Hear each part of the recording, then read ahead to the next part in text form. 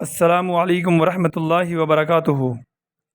قصہ دو عورتوں کا جن کے دو بچے تھے۔ ایک بچے کو بھیڑیا اٹھا کر لے گیا۔ ذمہ دار کو جائز ہے کہ اپنا فیصلہ دل میں رکھ کر حقیقت کو معلوم کرنے کے لیے اس کے خلاف کچھ کہے۔ مسند احمد میں ہے، رسول اللہ صلی اللہ علیہ وسلم نے فرمایا کہ دو عورتیں تھیں جن کے ساتھ ان کے دو بچے تھے۔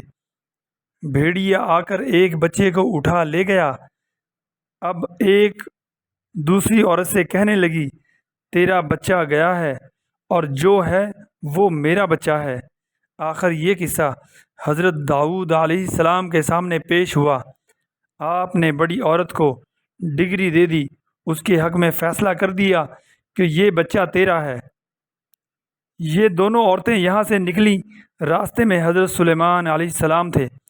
آپ نے دونوں کو بلایا اور فرمایا، چھری لاؤ، میں اس لڑکے کے دو ٹکڑے کر کے آدھا آدھا ان دونوں کو دے دیتا ہوں۔ اس پر بڑی عورت خاموش ہو گئی۔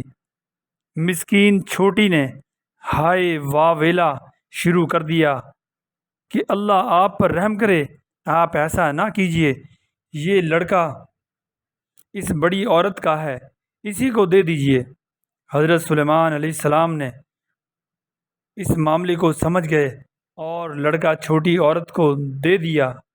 اس سے معلوم یہ ہوا کہ کوئی بھی عورت اپنی اولاد کو اپنے سامنے ذبح ہوتا نہیں دیکھ سکتی، اسی لیے چھوٹی عورت نے یہ کہا کہ بڑی عورت کو دے دیجئے، کم از کم وہ بچہ زندہ تو رہے۔